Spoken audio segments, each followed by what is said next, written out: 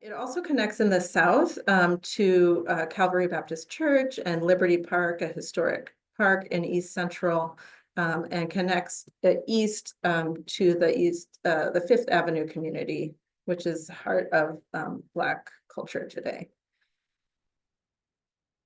One idea is to really focus on building on the existing cluster of community organizations and businesses near to downtown on Main Avenue and creating an inclusive business district. So this is showing the opportunity for creating some really nice public gathering and event space that can increase shade and really be welcoming to all. Building on the legacy of the historic Globe Hotel and creating a new Spokane Art Center. And really looking at opportunities for partnerships between stakeholders like Washington State University, the Center for Native American Health and Native American Health Sciences, as well as the Gonzaga Center for Climate and other partners. The Legacy Loop, the idea is to connect to the Gateway Bridge, and there's a new development called 400 Sprague that's being planned. It's envisioned to include significant open space and a festival street, along with fitness center, climbing gym, childcare, and co-working space. And this is something that we've heard a desire from the community. The second idea is concept is rewilding the district and really working to heal the health of the river.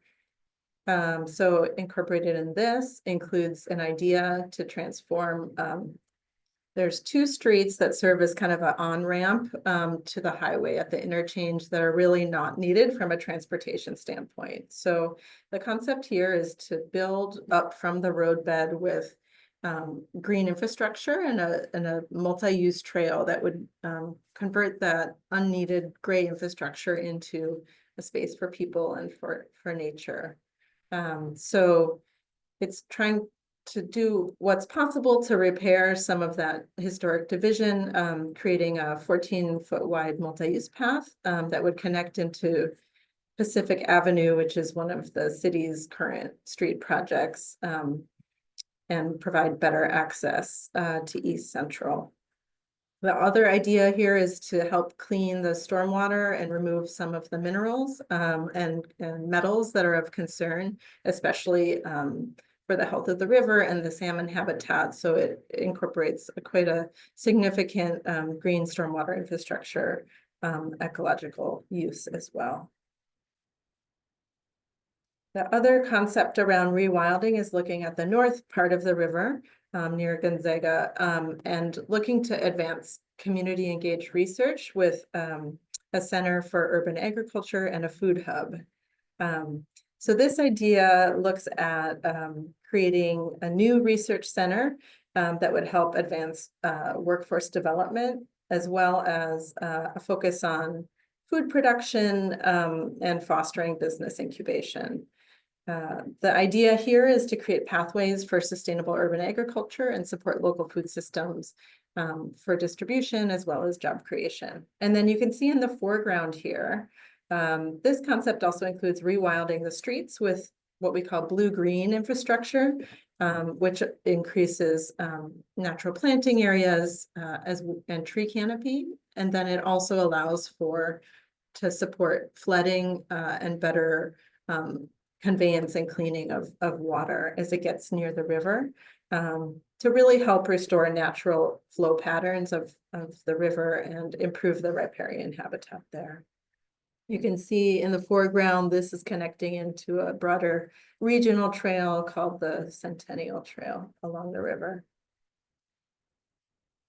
And so the third concept within the plan is called Rise Together. And this one is really important. There's such an array of amazing organizations and institutions within the U District that can come together. And we know that in nature, different creatures work together and that interdependence really helps facilitate growth and development. So we tried to model some of the concepts after that. In the south part of the University District is where that basalt bedrock is. And so it's challenging to absorb and deal with stormwater in that area. And it's challenging to plant trees for shade.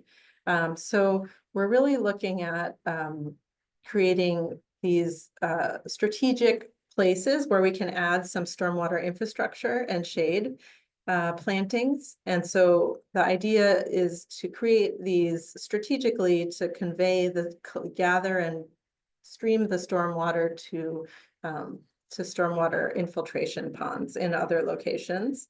But we're trying to do so in such a way where we're adding plants that can support pollinators, and that can also help support community gardens, which are really important here.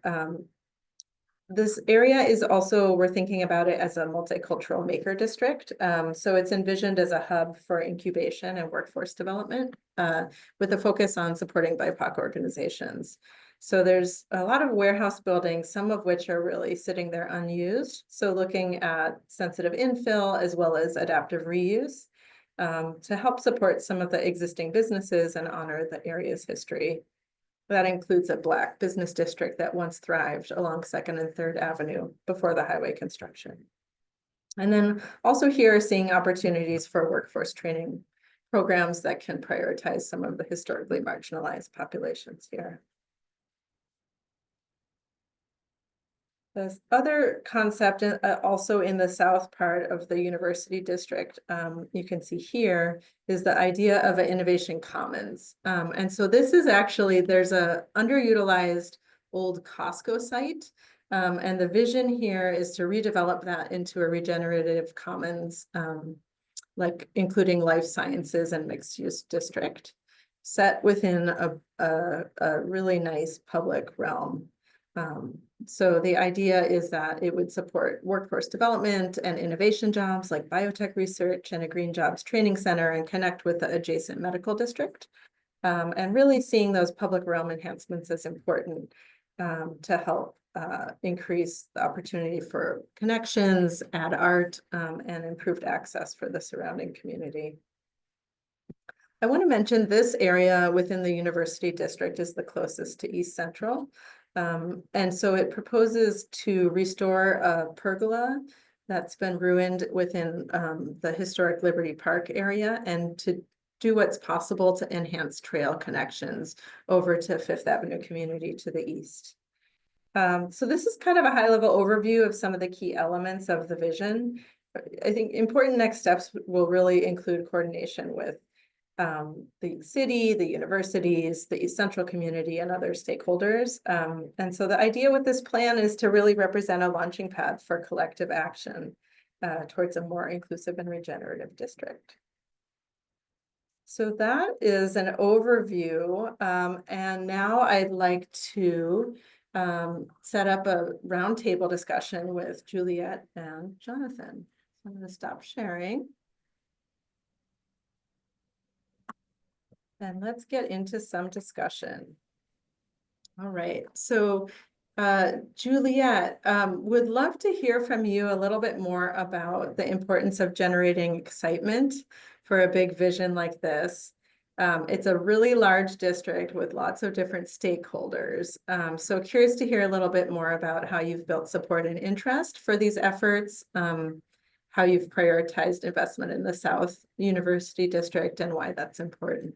Yeah, sure. Thank you, Erin, for that overview. So I've been in this position for about 3.5 years. And, one of the things that I'm kind of blessed with in this position is that the university district really was formed as a much more kind of grassroots, community engaged type of economic development. So I actually manage 2 boards. I have the smaller PDA board, which is 7 people, largely consisting of electeds and a few other stakeholders that really oversee the public tax dollars that we receive.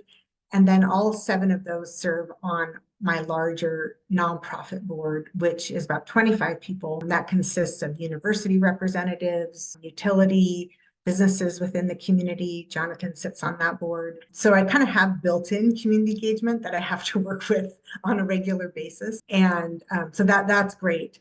But right off the get-go, I think when I came into the UD, there was kind of a long list of different things the UD could invest in, but none of it had been prioritized, and there really hadn't been hardly any community engagement beyond the board at that point. So to start off, and I think because I actually held the position for 6 months as interim, and I was starting to gain some trust with the board by increasing regular communication and kind of engagement with them. They let me launch kind of this more internal stakeholder process where I actually hired on like a 1099 and gave a stipend to 5 kind of local community-based organizations to lead task forces, working with board members, but then also the larger community on helping to prioritize all the potential investments that were just kind of a big jumble. And so that, I think, got the board really excited. It kind of brought in new energy, it brought in new ideas. I remember after that board presentation of the finals, everyone was just really excited about moving things forward. I think generally it's regular communication, it's being responsive, it's just the whole notion of building trust. The more trust that I've built with the board, the more they're letting me kind of go out on a limb with some of the things that I want to do with the district. So, and I should mention, like the South UD in particular, the district is quite large. We're about 770 acres, but really only about, I think you mentioned, just over 3,000 people live there. And most of those live north of the river near the Gonzaga campus, kind of in the historic residents that were built, around the Gonzaga campus at the turn of the century. So in the south sub area, what really decimated that area was Interstate 90 when it came through. And you kind of mentioned that it really affected the Black and brown businesses that were along 2nd and 3rd. It divided the UD from the East Central neighborhood. But largely that area has been kind of small scale manufacturing that's really supported the railroads. There hasn't traditionally been a lot of housing there. The housing that we do have there right now is largely low-income housing first. So we have, I think, about 300 to 400 residents right now in that south sub-area that are all low income. But there hasn't been any displacement there because of that, those manufacturing uses. But it is an area because of the I-90, because it's also a massive brownfield site. When Spokane had a great fire in the late 1800s, a lot of the waste was deposited in the south sub area. And, and also due to the social services, it's sort of ground central for our opioid crisis. It really is the area that needs focused investment. So we have been really focusing, you showed the 400 block investment, which would have a community recreation center, community event space. We actually received a state grant from Commerce because it was a very community-based organization, but we are really wanting to focus on investing in that south sub area. Aaron, if I may chime in just a little bit there, I think speaking to the role of a unifying vision, I think it's easy to come up with a vision or to look at a big vision like we've developed and say, well, you're never going to get all that done, or given the headwinds, it's kind of an exercise in futility. But I think the role of a unifying vision is really less about 100% fealty to the vision and more about maximum activation around the vision. I think given the diversity that we have in the area and all of the competing forces, it really provides an opportunity for folks to kind of select on things that are in the direction that we want to move, and allows others to kind of see how they may fit or contribute to the vision more than going step by step to execute exactly what's in the vision. It really is more of like a guiding light that kind of compels our values in a direction. And then as development happens, as government provides resources, as the nonprofit sector develops, we can begin to see, like, how does that all start to paint the picture, sort of complete the picture or make it more real. So I think less than being sort of frustrating, it really is an invitation to be creative and kind of work together. Excellent, thank you. Maybe building on that a little bit. So Julia, in your background, you played a really key role in helping to catalyze Spokane's Riverfront Park development, which is a pretty amazing transformation. And I can imagine seeing some of the images and excitement over the ideas in this next generation plan. It might feel pretty far-reaching for folks who are living and working there today. So curious to understand a little bit more about how important it is to develop and have this type of community vision. Jonathan, you just spoke to this a bit. And how can you kind of vision for something that might feel unfamiliar, like this more regenerative, nature-based solutions that we're speaking about? Yeah, I mean, Riverfront Park it was a fantastic project to be a part of. And as you mentioned, it grew out of Spokane's World Fair in 1974. And, it really was coming upon kind of the 40-year anniversary. The park was pretty dilapidated. Nothing had really been invested in 40 years. There'd been a lot of master plans that hadn't been implemented. And when I actually took the position, I was confronted with that quite regularly from citizens. But I think, again, we formed a citizen advisory committee that really helped kind of guide the program, how we wanted, potentially invest in the park. And then we took that vision out, we created some visuals, took it out to the community. I think myself and the parks director, we did about 108 community presentations prior to the public bond, and answered questions. Nothing was set in stone at that point, so I think people felt really comfortable replying and giving feedback. But the bond passed with I think 58%. No, maybe it was 68%. We had to get over 60%, and we got 68% approval. And so it was super exciting. And so that created like a $65 million investment in the park. And I think I've just really taken lessons from that. The UD, it's just, I think people really do sometimes like to see the visuals to be able to respond to and get excited about, give feedback to. It is going to help me craft kind of an overall financing strategy for the district. And we're looking at everything from bonding to new market tax credits to other, granting opportunities to even creating like a UD investment fund. And so it does kind of help create kind of a comprehensive guidebook for us in regards to development. But then it also allows me, when I'm talking to elected officials or potential businesses, it helps me kind of share where the board wants to go, where the community wants to go, in a really quick, easy way as well.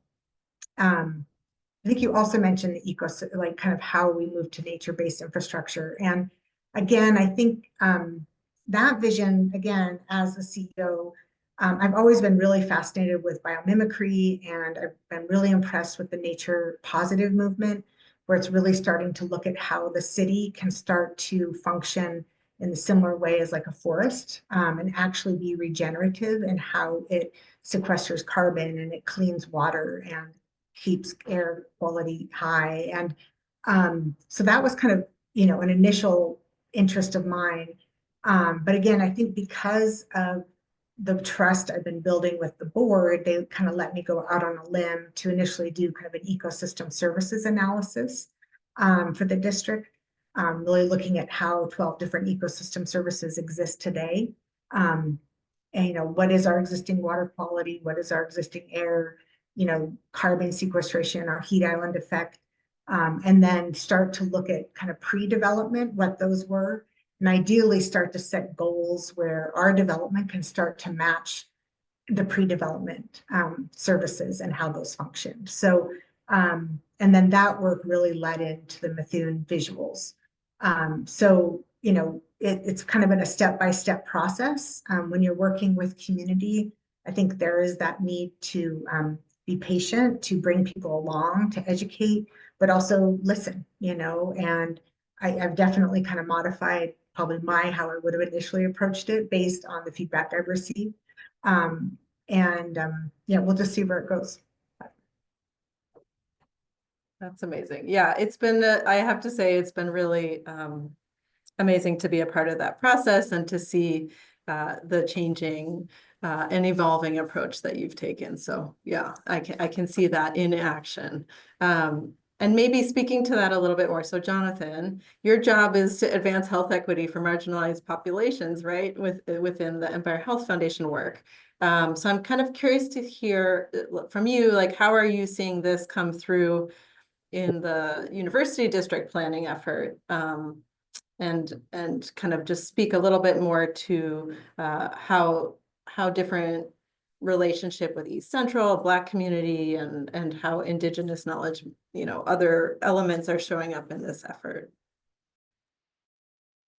Thank you. Yeah, I think, when you say health equity, sometimes people have a certain picture that pops in their mind. And one of the things that I'm learning in my day job and bringing to all of this work is really the idea that health equity is now multifaceted. It really focuses on the social determinants of health, which are as much about actual health metrics as they are about economic development metrics, quality of life metrics, other measures that we know feed into mental health, physical health, and the health of families in the areas that they live in.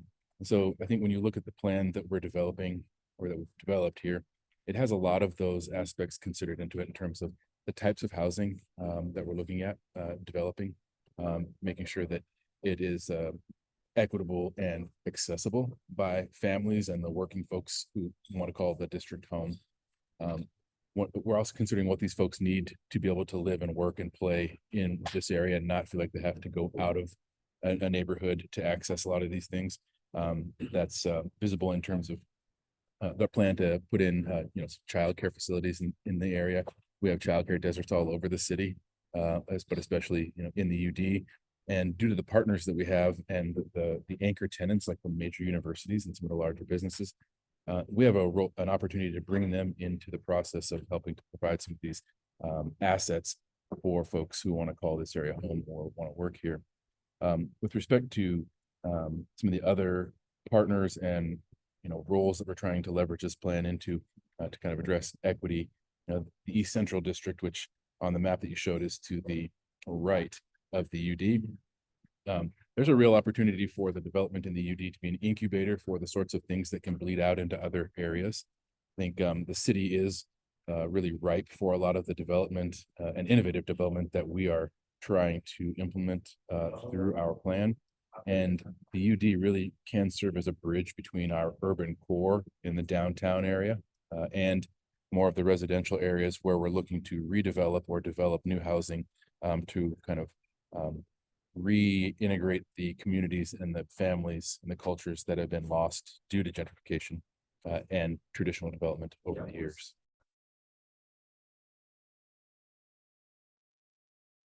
Thank you. I'm struck by, I see a question here in the Q&A, and also I think it's clearly an important piece. So one question here is about whether the university district owns any of the land, or it's city-owned land, or how these pieces move forward. Maybe Juliet, you can just answer that question to help provide that context. Yeah, just to kind of back up a little bit. So when the UD was created, the PDA, it was created through an interlocal agreement between the city and county governments. So I work really closely with both government entities, but largely the city. And so I meet regularly with city staff, and the way that our tax increment financing was set up, we can reinvest in public infrastructure, we can do like parks and open space, we can own land, and we can do public-private partnerships, but it's pretty limited, narrow window.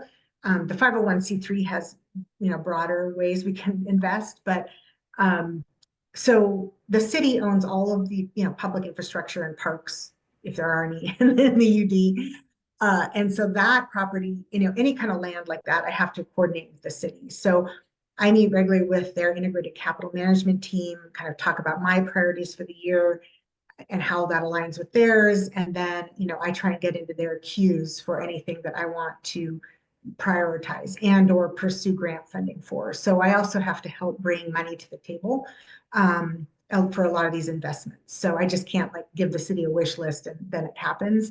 It'd be nice, but it has to be more of a kind of a collaborative effort. And then I also, as a part of that too, I work with the Parks Department in prioritizing any open space investments. And then a third of our property within the district, you have to know, is university-owned land. And that I don't, the universities I work closely with and hoping that our work can kind of impact their work, but they manage their own property and have their own master planning processes. So I'm really looking at all of the land that's kind of not university-owned land. We as an entity do own a small parcel right now, kind of on our western edge, which we're looking into developing into workforce housing. And then we have a right of first offer to purchase that large property where the 400 block development, the climbing gym is. So those are some kind of the first areas. But then we're also wanting to invest in public infrastructure as well. So. Thank you. So this is really helpful because it's setting up what I'd love for Jonathan to speak to a little bit about is the power of partnerships. And obviously that'll be a really key part of moving things forward. And curious to hear about things you think are important to keep in mind when partnering on things like this, examples of some successful efforts already, especially when you're looking at not only, just the institutions, but the city, businesses, community groups, all of those working together. The university district is fortunate to have a bunch of business districts around it, bids and other sort of entities that are looking to keep the interests of the business community in mind. I know we do have a lot of collaboration with the East Sprague Business District bid. And I think to that aim, we often have the voice of business included in our planning process and the consideration of what we prioritize. And as Juliet mentioned, the area that is that south tract is largely semi-industrial. We have some major streets that roll through there. Working with our neighbors and in the university district to activate a lot of those streets and street-facing businesses as a priority. And I think we have to really look for what are the levers that we can pull to kind of induce other folks to want to invest or to want to make change. We are not the big gorilla in the room that can just force things to happen. And so we really have to be careful and thoughtful and listen really deeply so that we can try to weave this together into some things that provide that fabric that connects folks and allows us to really stretch what's possible. I think also it's worth noting that you had a slide in there that really focused on the word belonging and really creating a university district that emphasizes belonging. And just a little while ago, the city of Spokane updated the city's motto to in Spokane, we all belong. And so I think right in that, you're starting to see an alignment of a vision, and the university district is one of those places, as I mentioned, where we really have the opportunity to kind of pilot things, to test ideas, to see how we can bring partners together to really sort of make real this concept of belonging and turn it from sort of an existential exercise into actual development and an actual vibe, if you will. I think also you can't underestimate the responsibility and the role of the universities. Our learning institutions are ones that really carry a lot of the water around trying new things and really supporting the next generation in developing a vision for what the city can be in the areas that they live in and work in. And they've been great partners so far. And I don't think it would be as easy to do what we are doing if we didn't have some of those folks who can also sit at other tables and really represent this, show their areas look like and how the students and businesses that they rely on are going to interact with the physical space. We've been quite lucky in that regard. I think also, the concept that we put forth really brings together a lot of opportunities for arts and culture to be emphasized and magnified. And in urban development, there are some key sorts of ideas that are fundamental to really kind of revitalizing place. And I think arts and culture is one of those things that is somewhat intangible at times, but can create an energy around new ideas and fusion across lines and, busting down silos and whatnot. And also hold space for a lot of the folks who were kind of pushed out, frankly, from these areas to kind of come back in and have a foothold and some ownership in this space. We also have a multi-ethnic business association that is located in the university district, and there's plans to really emphasize putting them into a more visible position of helping to incubate businesses and grow a multicultural market and really sort of use our own flexibility in the university district to carve out some opportunity that hasn't yet existed. Thank you so much. All right, I'm seeing a few questions in the Q&A here. So everybody who is attending, please feel free to add your questions. I'll go ahead and read a couple of those out. Let's see. One question here, this is for both of you, each of you. What aspect of the conceptual plan is most exciting to you? Or which idea could have the most meaningful impact with community unity? Well, I guess I'll start. I'll kind of build on what Jonathan just said. Kind of that multicultural maker district that came out of the community groundwork forum, and we soon really built upon that. We have received state funding for that to do some business feasibility analysis, and that I've also been working with a group of community stakeholders that are really interested in developing that. And so to me, that's super exciting. You know, there's a lot of partners involved with that. The libraries, the community colleges, our multi-ethnic business association. So I'm excited to see where that goes. Jonathan, go ahead. I think for me, I would say the overall effort to regreen the area is a very visible and tangible sign that things are changing. Also, we have huge issues with heat during the summertime. Tens of degrees hotter in these areas that are just pavement and cement and concrete. I think that these are something, you know, that's an effort that we can begin to undertake somewhat immediately to start to change how this area is perceived and feels, and bring the importance of ecosystem services back and both meet the somewhat competing needs of urban development and environmental resources and environmental processes, and then just the quality of life index for the area. And then activating stranded infrastructure. You mentioned freeway on-ramps and things that could be repurposed. I think that's an important low-hanging fruit, in that we have things that are just standing there and are really sort of testaments to the division and the breaking up of a community. And by retaking those, we really have an opportunity to make some bold statements on how we're immediately going to reintegrate community and provide access where there has been only division. Great, thank you. All right, let's see. There's another question here.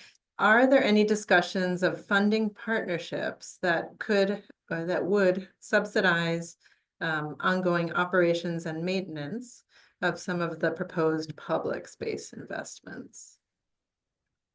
Yeah, maintenance is a big issue right now at the city of Spokane. And Methuen was really fantastic in kind of the way they approached the conceptual plan. They were always kind of keeping maintenance front and center.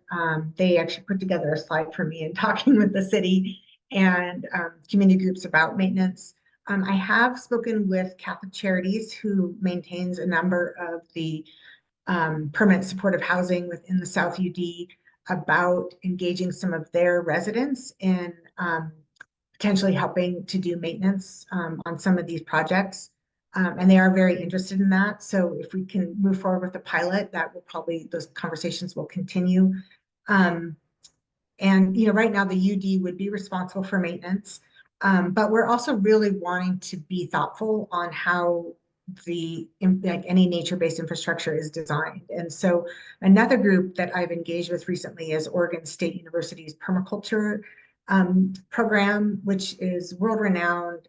They're doing amazing work all across the globe, and how we could start to take what they're doing, like in places like Sudan and Yemen and Chad, and how can you start to apply those principles to drought-ridden urban environments here. And so you know, I am starting to engage them. We're starting to talk with the Spokane tribe and their tribal network, in particular their tribal youth communities workforce, around doing some permacultural training, but how, you know, through workshops and engaging youth in the community, we actually start to do some projects too, like potentially riparian corridor or any maintenance as well. But permaculture is really fascinating for folks that aren't aware of it. You know, it's just really thoughtful in its design. And it always thinks about the most minimal maintenance that you're going to have to do to keep something up. So we'll see where that goes, but that's an area we're kind of investigating right now. Thank you. I see we're just about at time. Just want to check to see if anybody, Jonathan and then Juliet, if you have any last words of advice or things to keep in mind for fellow practitioners here in the group.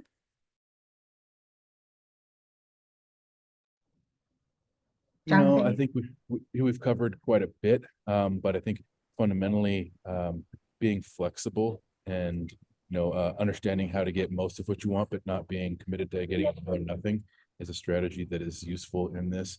And, nature doesn't have all or nothing solutions either. It is always flexible and always adjusting to the resources that are available and to the circumstances that surround it. And I think as a planning and design principle, that's something that we are keeping in mind and is good to keep in mind. Think like nature because it usually wins. Yeah, that's great. Thank you. Gosh, for me, I think it's just partnership. Like we have really small staff. Everything I have to do in partnership with community. Any projects, any initiatives, everything. So I just think it's important. I think as we move in to maybe a more tightened funding cycle in the next 4 to 5 years, how we can leverage each other and our communities to keep investing. So. Well, thank you. Thank you all, Juliet, Jonathan, Aaron, for joining us today. Thank you, Just Communities Network. And we will see you next month for our February webinar. And please go to the website and sign up for our AP course. Thank you. Bye. Thanks, everyone.